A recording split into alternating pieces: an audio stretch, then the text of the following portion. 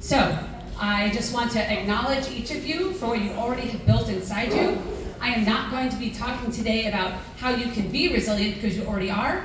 I'm going to give you some tools to increase what you already have. So this is like starting here, and I'm going to make you come here, okay? So first I'm going to tell you my story.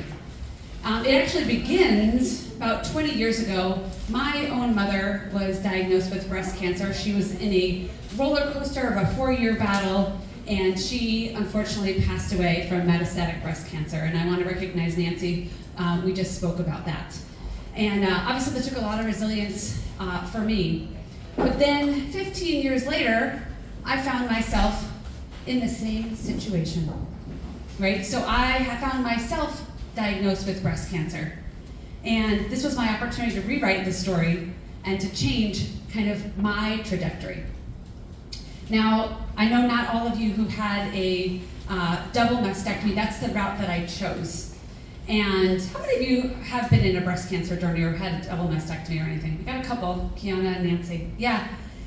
And I just want to educate you a little bit. When you have this incredibly invasive surgery, they of course manage your pain through pain meds. Yay. But what they also have to do is put these drains underneath your skin. So for about, they said, for 2 weeks after your surgery, they're gonna put these tubes, one on each side, like this, and it's gonna actually come out of your armpits. And then you have to put, you have to wear a special vest and put these like bulbs to drain out all of the fluid. This sounds lovely. This sounds great. And so I knew that this was going to be the worst part. They told me this. And they were like, prepare yourself. You're not gonna be able to shower. It's going to be uncomfortable. They're only held in under your armpits by just one stitch. And you cannot do anything to make them come out or rip them out. So you have to be very delicate. So I'm kind of walking around like this for about 2 weeks, and I'm obviously not feeling well. And smelly. I am smelly, I have greasy hair, I am in pain, and I am just holding on. And they said, on Monday, you're gonna get these tubes taken out. And everybody I talked to was like, just hang on till the tubes come out, just hang on. They're like snakes. They literally felt like snakes underneath your skin, and I couldn't just rip them out, what you wanna do. That really messes with your mind. Okay, and so on the Friday, so Monday, I'm like, I just gotta get to Monday. I just have to get to Monday. I just have to get to Monday. And the phone rings on Friday, and it's the doctor's office, and they're like, hey, we have a scheduling problem. And then it's the holidays, and the staff wanna take off, and so you're gonna have to wait another week. A week? Yeah, And I was like, what? And this is when this is the first time in my journey I went to a really dark place. Because it's like running a marathon, and you're at mile 25 out of 26, and suddenly they took away the finish line and said, just keep going. So I'm gonna just show you a picture of what I looked like. Now, if this is gonna be graphic, I'm not gonna hold it up on the screen for a while, but this is what I looked like. Okay, and this is actually, oh, you can't see. Okay, this is what I looked like. Okay, so you can't see it, but I actually still have these drain tubes on either side of me. I was in incredible grief for the extra resilience I was going to have to endure. And so there's 3 things. This is literally like taken a few moments after I got that phone call. I asked my husband to take the picture because I wanted to remember. I didn't want him to take a picture of my face because I was so distraught. Okay, so I won't leave this up here, but I just want to give you standing in front of each of you as a cancer patient or as a cancer survivor yourself, I am certain you have had a similar moment. I am certain.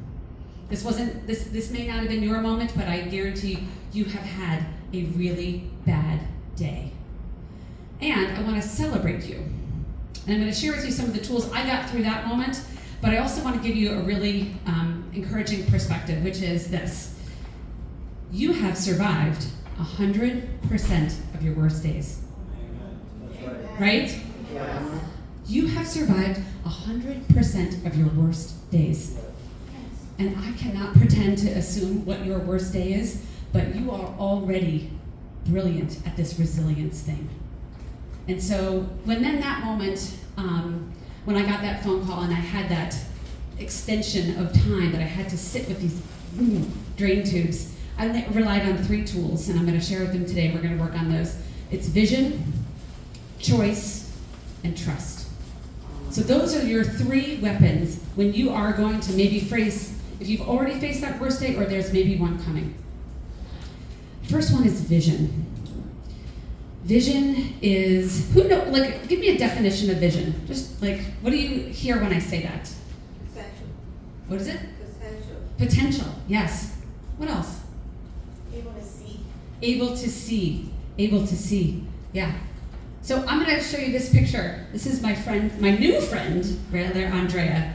So when I was first diagnosed, I was working in a job, and I had to announce to my team that I was going to have to take off several weeks of work for a double mastectomy.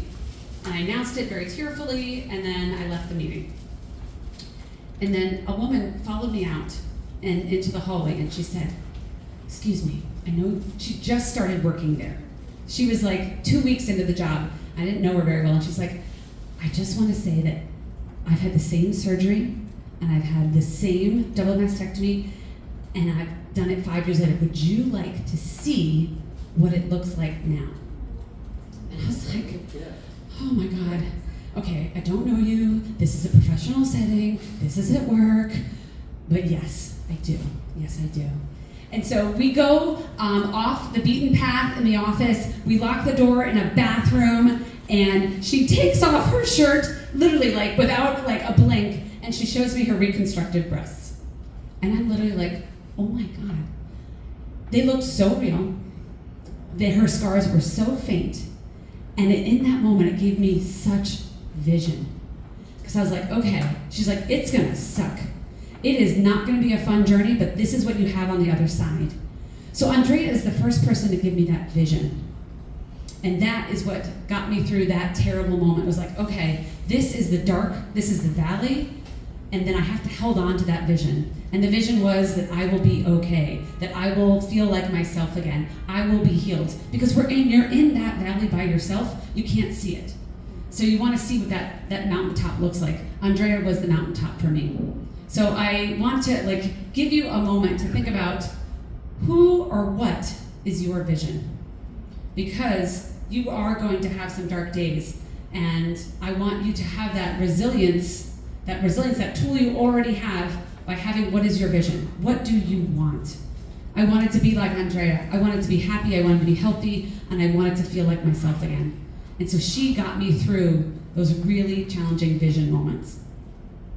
So thank you to Andrea. Who is your Andrea? Who is your vision? Does anybody have one they just want to share? Yeah. Vanessa, who was here earlier, she's 10 years ahead of me. Yeah. And she's one of the first people that I met. So even when I get tired of being an advocate, it reminds me, she gave me that hope that I could be here 10 years later. God bless so her. I can do that for other people and pay it forward. Yes. And you know what, Shannon? I bet you're a vision for somebody else. I hope so. Yeah. You are. You Yeah. are. Yeah. Look, we got a hand up over here. Yeah. You always make me cry. Stop it. You're on this show, man. Damn it. These people, they're so caring. Erica, you know what I'm talking about. I totally know what you're talking about. I cried 3 times. I had to adjust my mascara in the bathroom. Yeah. And as co-host, it made you cry too, right? Yes. Oh yes. It's making me cry. Everything's making me cry. It's not hard actually. Yeah. Yeah. So hold on to that vision, or be the vision for somebody else. The next one is choice. Now, Russ, you talked about choice. It's like you and I are like soul brothers and sisters on this one. You always have a choice. And I'm going to tell you this story. This is me doing some yoga poses. So the day before my double mastectomy, I was in a pity party. Party of one. And I went, I really thought, I had been working really hard at yoga, and I was doing these really awesome poses, and I thought my journey was over. And I actually went to a yoga class just hour, like the day before, and I went up to the instructor and I said, can you take my picture? Because I will never do this pose again. I will never do yoga again. They're cutting into my chest muscles. I've been told that it's over. And this is the end of my journey for yoga. And she looked at me and she's like, I think you could choose differently. I was like, what do you mean? I have to do this mastectomy. I have to do this thing tomorrow. And she's like, I think you think your journey is over. I think your yoga journey is just beginning. And I was like, oh, dang, that landed for me. Because what she did was she changed my words. I said my yoga journey was ending. She said my yoga journey was beginning. And it really stuck with me about the power of the words that we use. And so what I often say is change your words, change your world. And that began a journey for me to change the way I use language. So I'm gonna give you an exercise about the power of language. So how many of you have to do something today? Or have to do something tomorrow? Yeah, Zareta, what do you have to do tomorrow? I'm coming into the city, I'm having a business meeting. Okay, so you have to go to a meeting, right? Yes. Yeah, yeah. And what if we changed the word and we said you get to go to a meeting tomorrow? I'm excited. Yeah, yeah. And what if we changed it again? You are blessed to go to a meeting tomorrow. I am blessed. Yeah. Mm-hmm. So here's what I want you to do.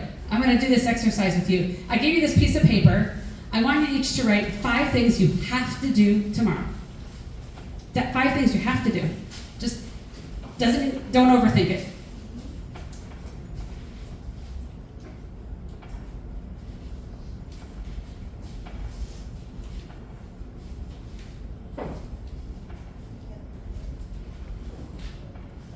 I know I have to take my kid to school, even though they're going to be late at 8 a.m.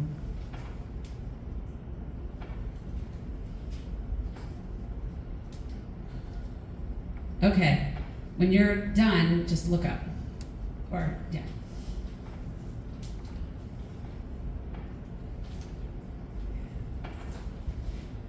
So we're going to do a fun exercise now, once you all are done. 5 things you have to do. Okay, so everybody stand up. And I want you to find a partner. So somebody that you know, somebody you don't know. And what you're gonna do is each of you are going to share your list. And you're gonna say, Kiana, here's my list. I have to get up early. I have to take my kid to school. Just say the 5 things. I have to.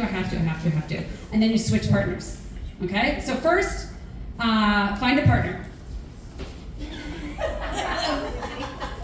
Do we have to? Oh, that was good. Yeah, you get to. We're blessed to. You might hear our request too. Yeah, exactly. So the first one, I want you to take partner A. So whichever one, decide who's partner A. Give your list of 5. Partner B, give your list of 5. Just say it to the person. Go ahead.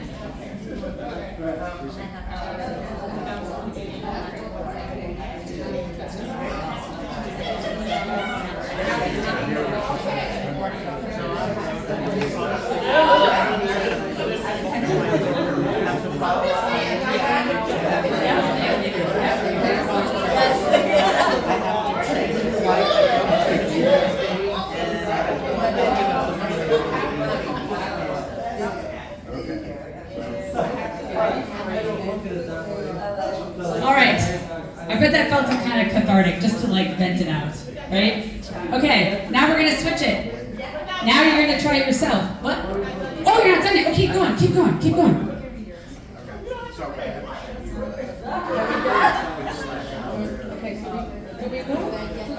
Yeah. Well, we'll get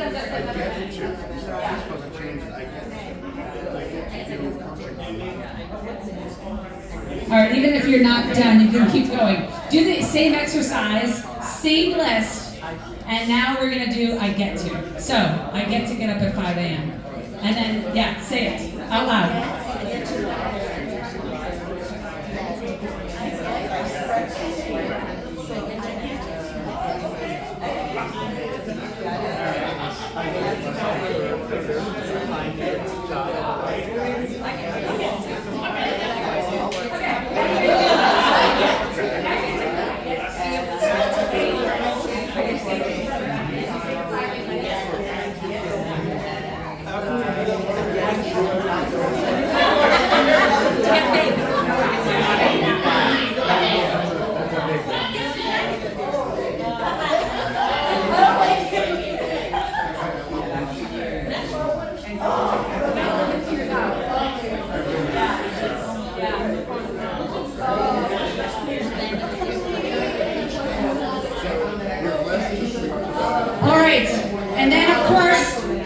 keep going. You get to keep going. You are blessed to. Your same list, same 5. Each of you go. I am blessed to. Now you go. I'm blessed to. Same exact things. Same exact things.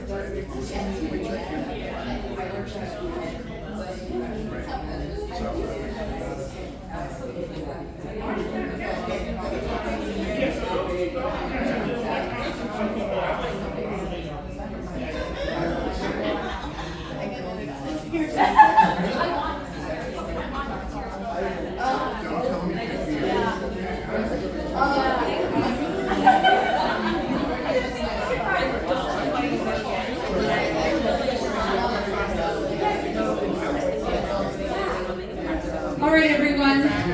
We've got some really interesting reflections, and I just want to hear from folks what that felt like. So I'll give you another minute to wrap it up.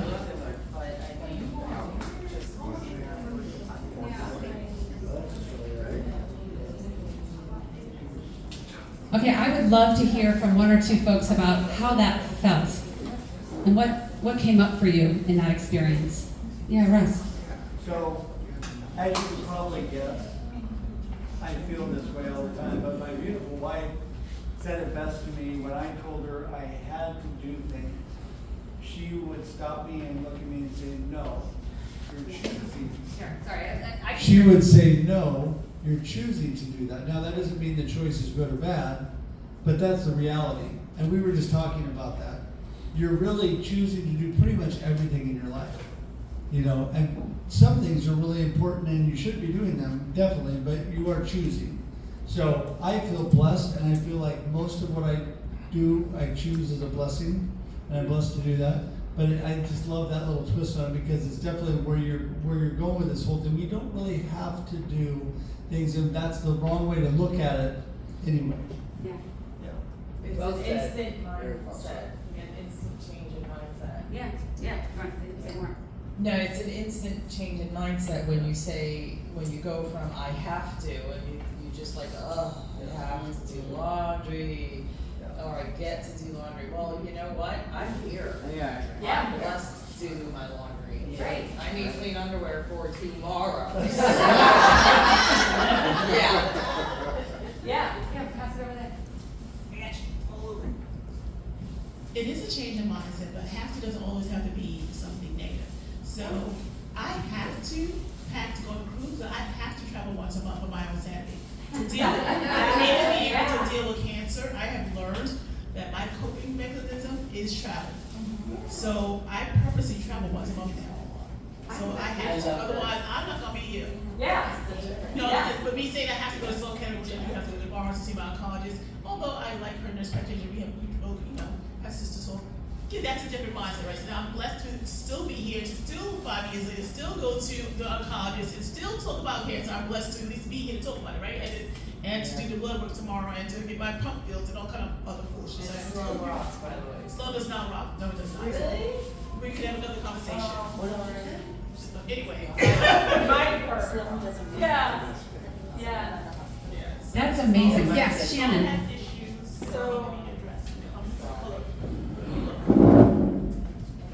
To talk about words and positivity and outlook, one thing that my friend Lee said, 2 things that he said that really impacted me forever, is one, he said that he wrote it in his own bio because I couldn't figure out what to write about Lee.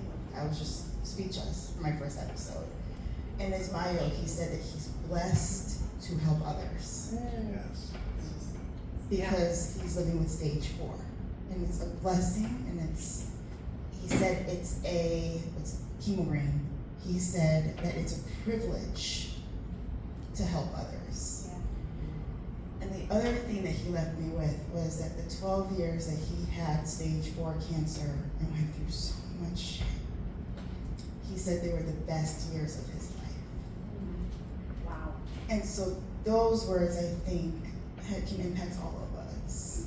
And they're just so beautiful, and it changes so much, right? That you're fighting for your life, but yet you're still blessed. And they're the best years. And I see it that way too. I had cancer at 29, but cancer was not a curse, it was a blessing because I had it young. And now I'm 42, and I know what the frig life is about. Yeah. And I know that I'm meant to live it. And I know that these moments are what matters. And so I rescheduled my colonoscopy to be here this year, because last year I did Trump on a plane. So, not this year, but this is how important this is to me. And Yes. so I just wanted to leave that, because those are the words that really impacted me a lot. Yeah, that's awesome. Yeah. Well, thank you. I hope you all took away something from that exercise, and just, thinking about the words that you choose. And that's just a small one. Just have to get to is a really, it builds your resilience, and it shifts your perspective, and it shows you have choice.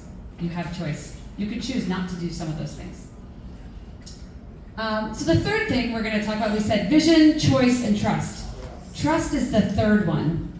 Now, interesting story. You saw the photo of what I looked like days after weeks after my surgery. I remember going into my surgeon's office for a follow-up check, and the nurse came in and she went, "Oh, you look amazing." And I was like, that's not what I see. And she's like, "Oh my gosh, you are gonna look so good, it's going to heal so well." And I had these like Frankenstein scars and stitches. And I said, "I'm so sorry, but I do not see what you are seeing." And she said, "Trust me." I was like, "Okay, I've known you for 15 minutes. I mean, come on."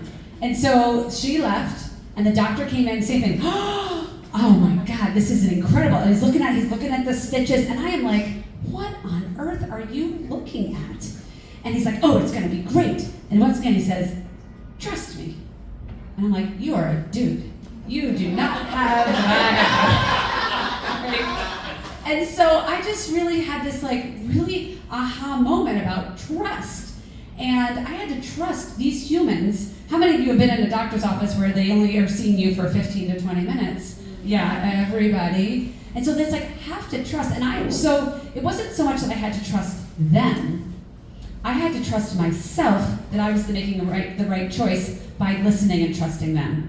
And so I think we talked about this earlier. It's a lot about self-trust.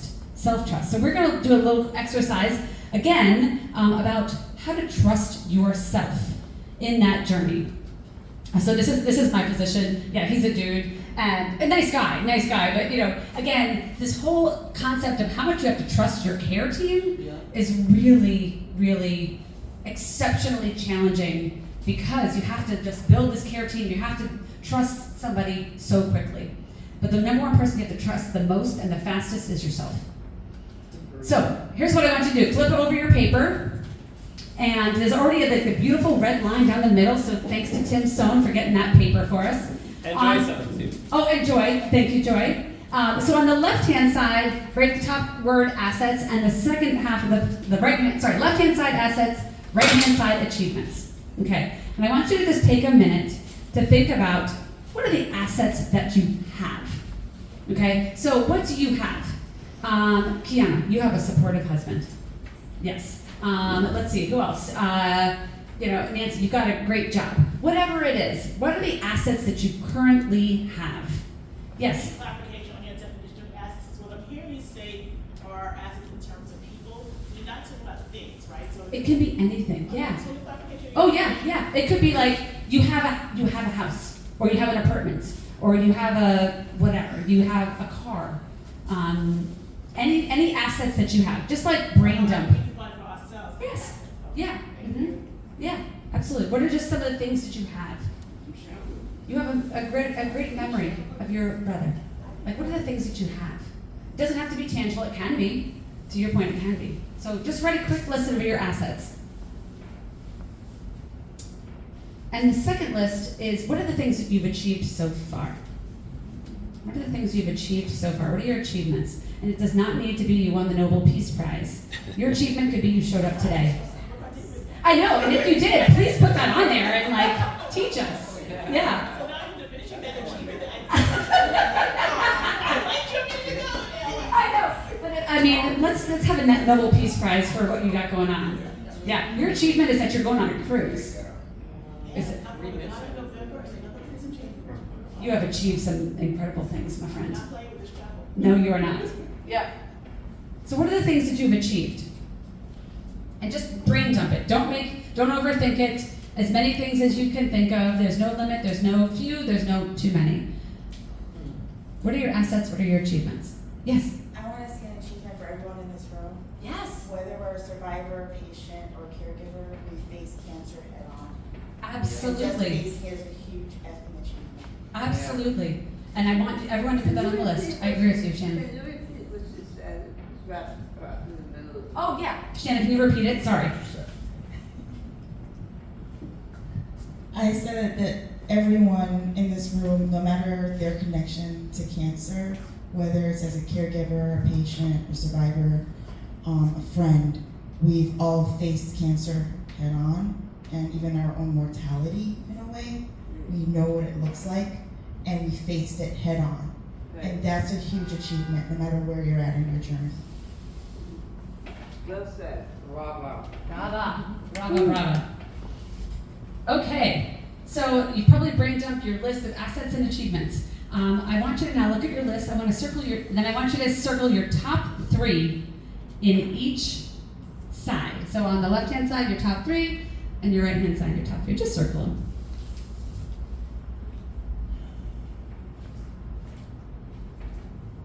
Or star them if you're doing it digitally, however you want to do it, bold them.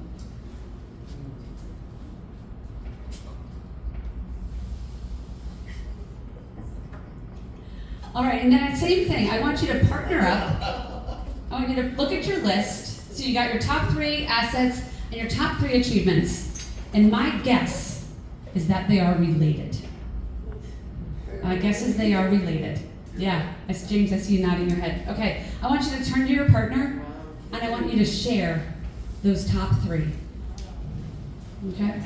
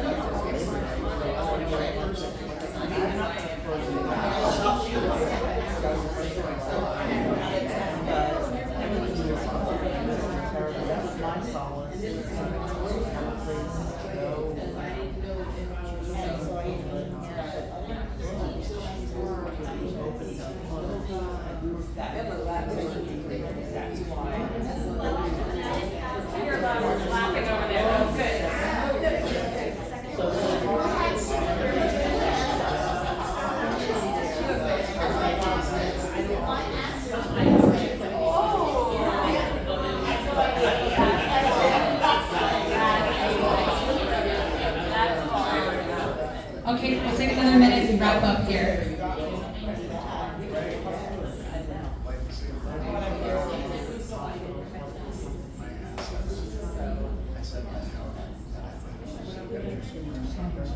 It's great. I think this is, my heart is bursting. Rochelle, do you want to share what you just shared with me? I'll give you the mic just as a reflection on this exercise.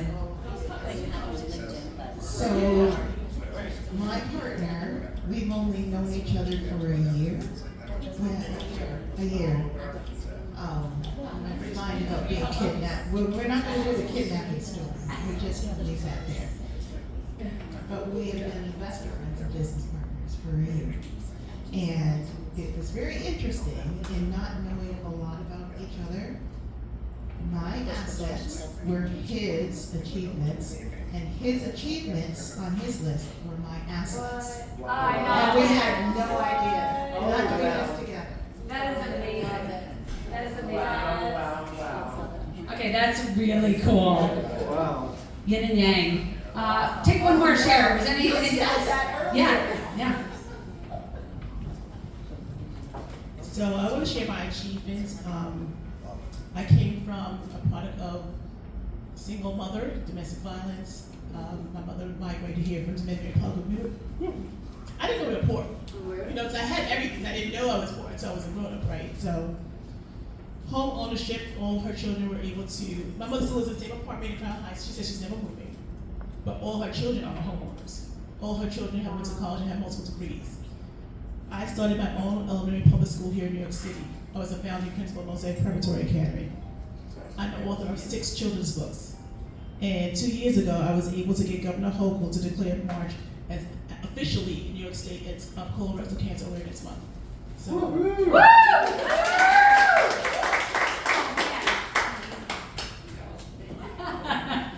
Yeah, and I hope you get to keep that list, right? Because, and I want each of you to keep this list. You could, type it up. This is where you get to see. Sometimes it's really hard to remember when you're in a dark place and you're in a tough spot to remember all of the incredible achievements that you've had, all of the assets that you already have. You have far more than you know, and you've achieved far more than you realize. And I wanted to have that exercise for you to remember that. That's where your resilience is going to come from. Yeah, Shannon. I'm putting mine on my mirror so I see it every morning. Yes, put it on your mirror every morning. Yes. Ooh, I'm gonna add that one. Yeah, you go, girl. Okay, so this is, and also I just wanted to say another shout out, find your tribe. That's always going to build your resilience. This is a tribe. I would replace this picture with all of you if I'd had more time. Find your tribe. Yeah. This is our tribe. This is your tribe. Find your tribe. And I just want to close, I feel really passionately that each of you are an incredibly resilient and strong person and incredibly inspiring. And I just want to offer you a meditation. So this is like a little bit outside my comfort zone, but I want this to be my gift to you. So here's what we're going to test this out, and you get to give me feedback later. But I want to really build your resilience. It's not just a cancer journey, it's any journey. It's any journey that you are on. And my wish and my hope is that you walk away from this conference stronger and more self-confident, have that self-trust and that resilience in yourself. So what I'm going to do, and you don't have to do this, but I'm going to invite you to close your eyes. Okay? I want you to take a deep breath in and out.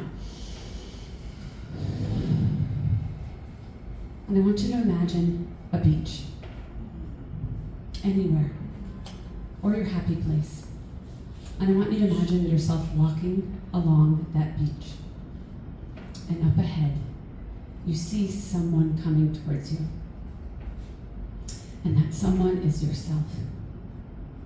And you keep walking towards them. And when you meet them, you embrace yourself. Imagine yourself giving a big hug to yourself. And you are leaning over. And this is what you're going to whisper into your own ear. You are safe and healthy. You are free from internal or external harm. You trust yourself and you trust your inner wisdom. You are worthy.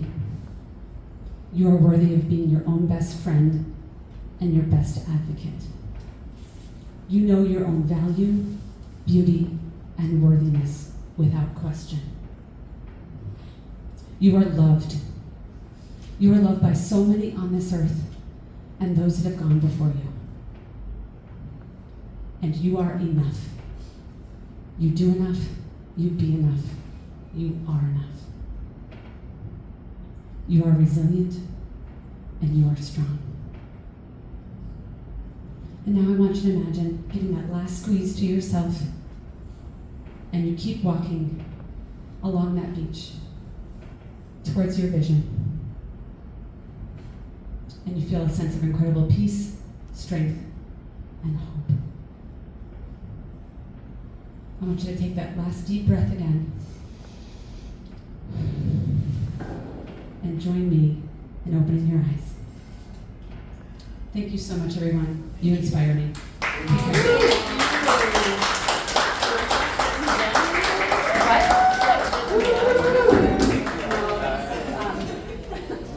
That was amazing. Thank you, everybody. Thank you, Erica. One more time for Erica Newirkemba.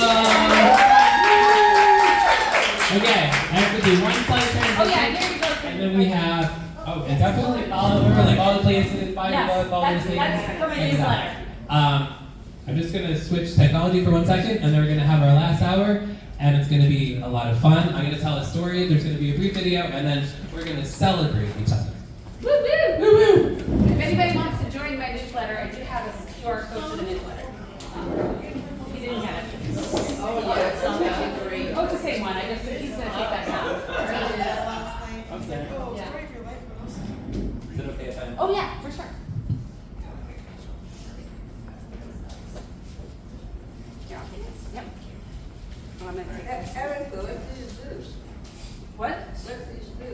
What do I do? I work in nonprofit, and I'm a mom and an author. Yeah. And she does incredible work to support families that are afflicted with cancer. Resources like financial resources. This is how I found Erica. This is how I found this group, because she works with the Pinky Foundation. Yeah. And they, if you think of St. Jude Hospital, they have the same type of mission. And so they support families with resources and tools when they need help and love and compassion the most. And I love that. And thank you. Thank you so much. You're on the payroll. You're hired. Yeah. Yeah. Yeah.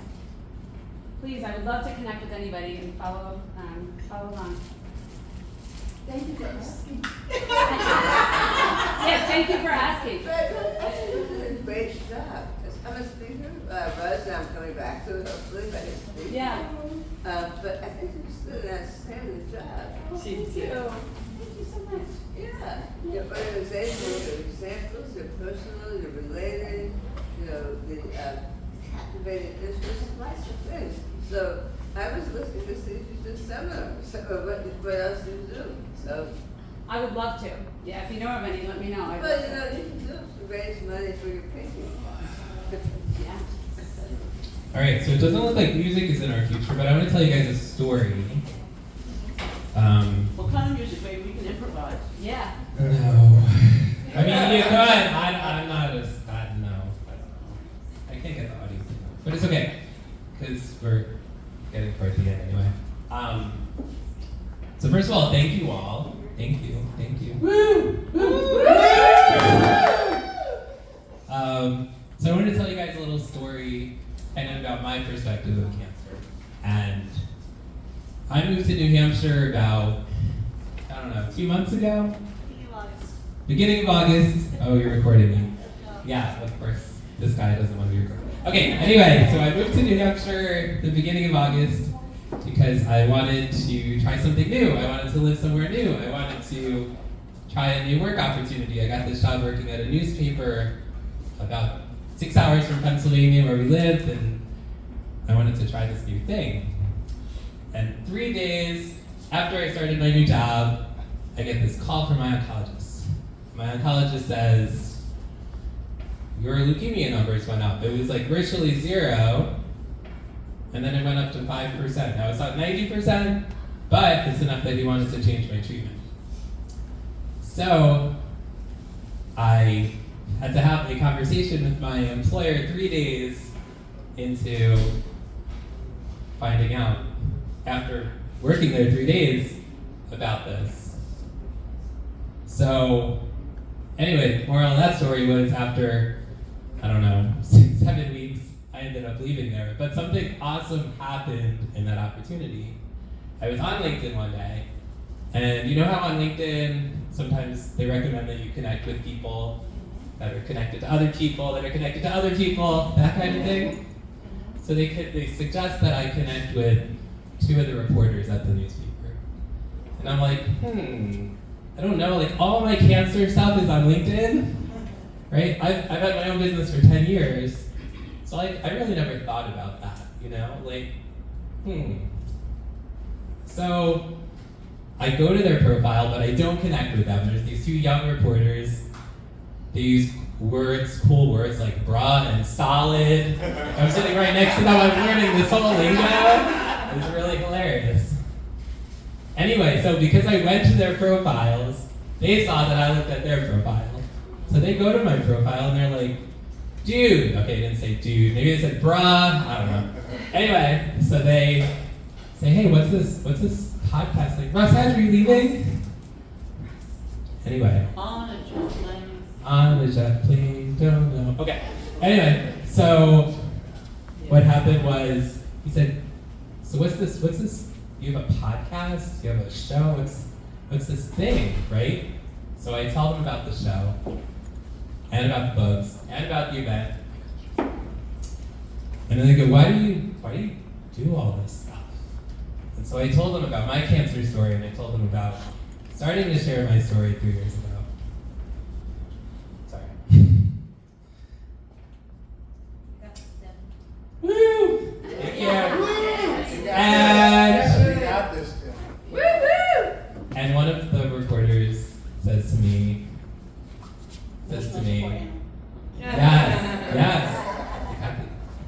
one of the reporters says to me, my dad had testicular cancer, prostate cancer, and most recently thyroid cancer. And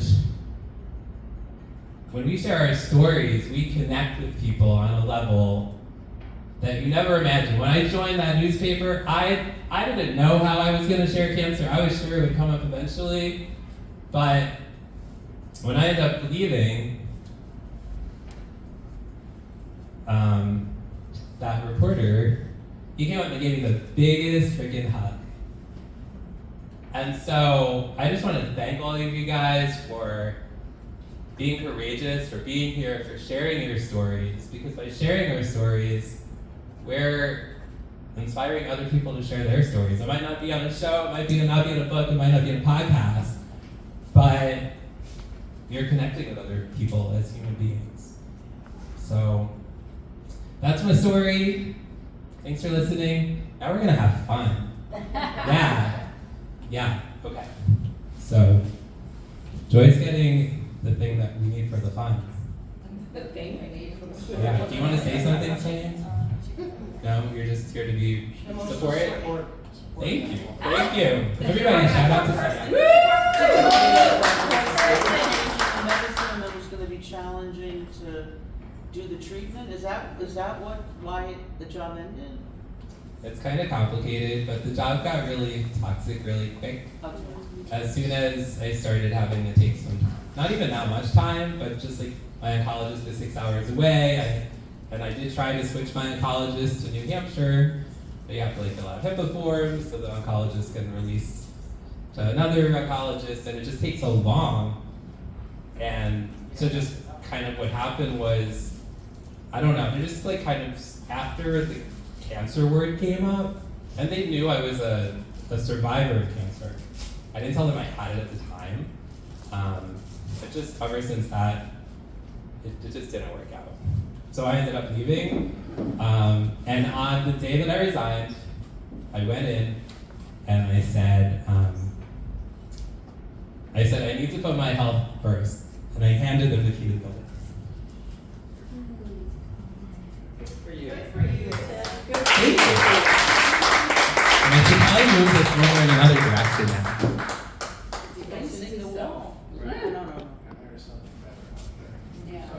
Sam, Yeah. because I believe in networking, why don't you share maybe what you're looking for, maybe put it out in the universe and people can help you. Thank you. That's a great question. I appreciate that. I definitely want to work in the cancer space. I want to work with cancer patients or survivors. I'm very passionate about people sharing their stories and giving people a space to do that. And I don't know if it's with a nonprofit. I don't know who it's with or where exactly the right place is, but I'm very passionate about working in the cancer community. So. And what about writing? You were at a newspaper. I was at a newspaper. I was working as assistant editor at the newspaper. So are you interested in editing jobs or no? It's not really like my top thing right now. I tried that for a little while and then I came back to Pennsylvania, so I don't know. Okay, so what we're gonna do now is celebrate. So if y'all know me, and most of y'all know me, at least by now, I love celebrating people. Shannon, you don't know me, not at all. No, Cyan, you don't know me, right? All right, so I love celebrating people. So first of all, I want to celebrate y'all for showing up here. So give yourselves a round of applause.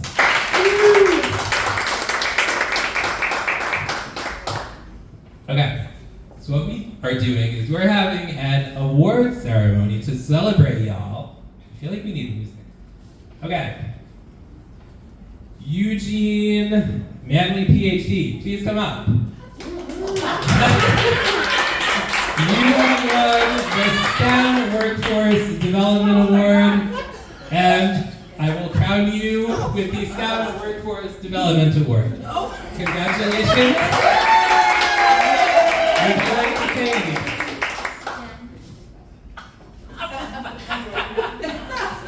It's on here. All you do is put George up. You got jokes. Always. You're stuck with me forever. Oh, Lord, help us all. Thank you. I didn't know I was getting an award, but I really do the work I do because of just how I grew up and what I saw, how my family dealt with, and just how they are treated in a healthcare setting. How I see how programs want diverse scholars that don't really want to help them grow and flourish, and then how I've just worked with lung cancer patients and just seeing how we don't really have any information or resources for diverse and underserved populations. We have nothing at all. So really, really, really focusing on working on that, and then we'll build the rest of our patient resources going forward. So, but thank you. I'm unexpected. You went slow to my LinkedIn, didn't you? I may have used some investigative journalism.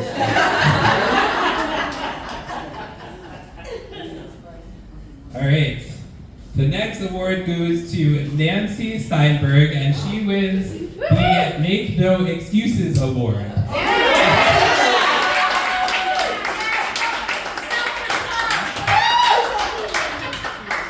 What does Make No Excuses mean, dear? I'll take it, but.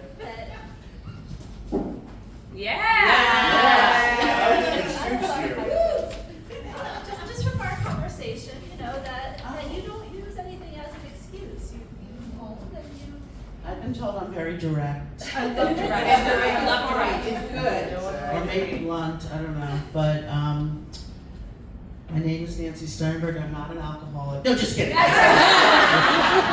just played one. What? You just played one. It was lovely to be here and meet everybody. It was very inspirational and eye-opening in many ways. So thank you for the opportunity. Appreciate it. Yay! Thank you. Congratulations. Up next. And I don't know if y'all are taking pictures or not, but can somebody take pictures? I'm doing a video, but I don't know. Okay, the next award is Karen here? Karen Rapp? No? Okay, we'll have to mail it to her. She wins the Empathetic Advocate Award.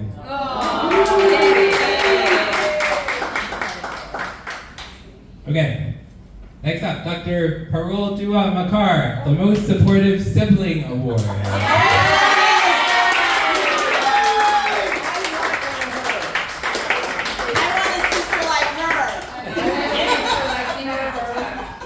Oh my goodness. I think somewhere Manu's roles and I's reversed. He became the bigger brother.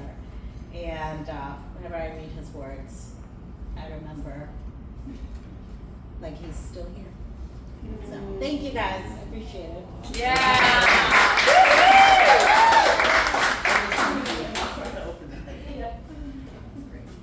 Okay, up next, Lisette Caesar. Are you here? There you are. The Most Inspiring to Children Award.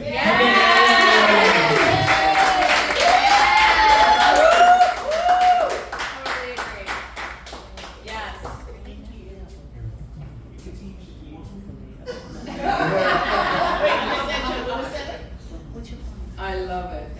Thank you so much. I appreciate this because this is what I try to do. Even while I was still battling cancer, try to inspire kids. Cancer took away me being a principal, but it didn't take away my love for literacy and for writing. So hopefully I'm still giving back to the community. Thank you. Congratulations. Kiana Wooten. Patient Kiana Wooten, the winner of the Fierce Advocate Award.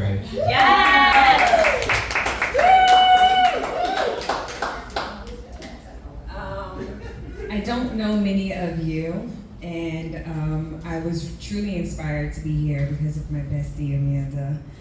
We've gone through so much together in a short amount of time that we've known each other.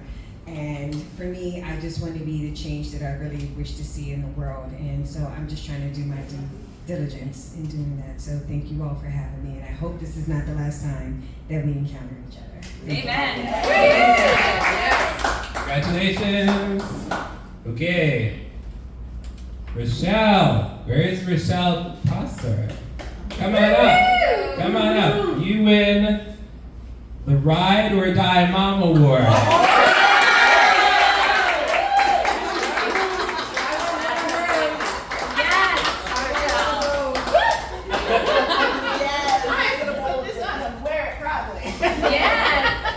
Yes. Oh my God. Joy. Thank you, Joy. Yes, my word. Joy is my word. So, when cancer visited me 10 years ago, I always thought that I would have to just navigate it alone and not feel anything because you just need to go through it. You just need to persevere. But the best thing that happened in my life is having my kids and knowing that I started this journey with 3 kids and I'm still in this journey with 3 children.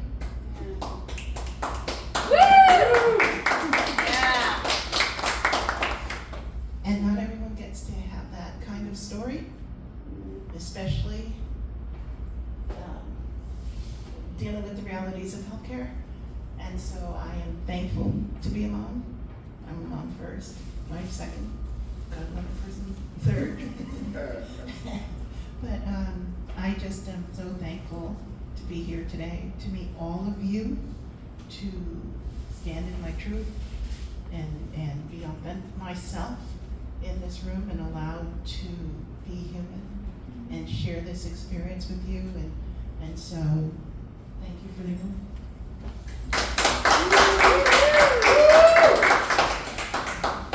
Congratulations. The next award goes to Miss Kayla Prosser. Can you come up here?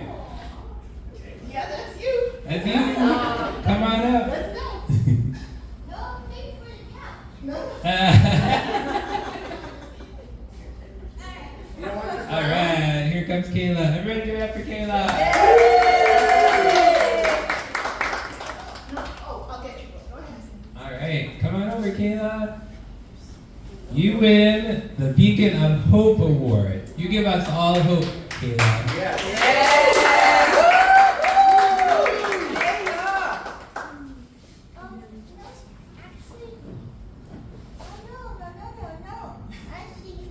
Put the microphone here.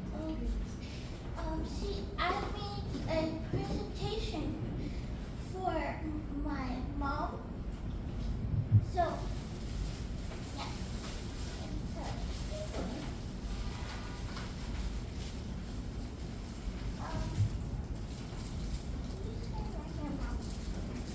Only if you were in this kind. Oh, Lord. Don't mess up her hair. Right? So, okay, so I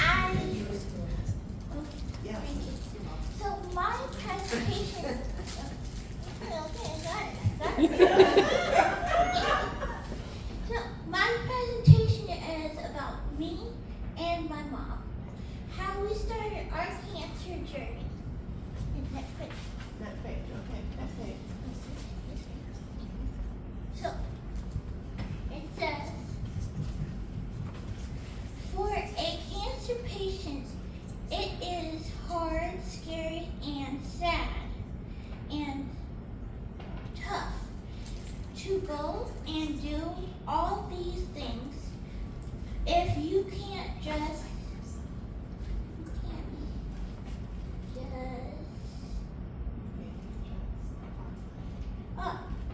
if you just like what makes you think that I'm just going to do if I don't even know what the first step is for cancer, because we're just starting here. It's hard. It's very hard. And you know, once you start, you have to keep going. You can't stop. Because if you stop, you're gonna, man, you're gonna have to like think negative. You won't have the positivity to push, to fight. We can't have that. No, we No, can't. we cannot. That's, we go wrong. So, and so for me and my mom is my biggest supporter. My mom is my huge supporter because my dad has to go to work. He's a truck driver. I don't really get to see him often. He works on Mondays. I would have one day, and you know, I don't know. So, and it says, my mom is my biggest supporter. I have every no. I have every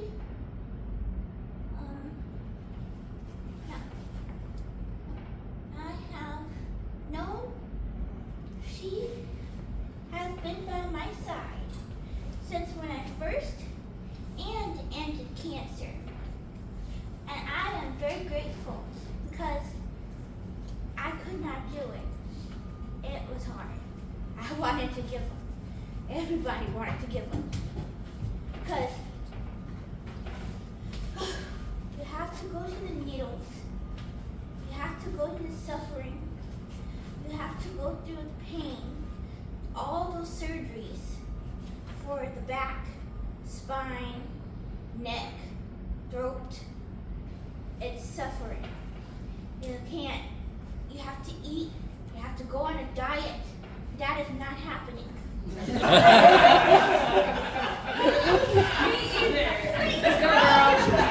She said what she said.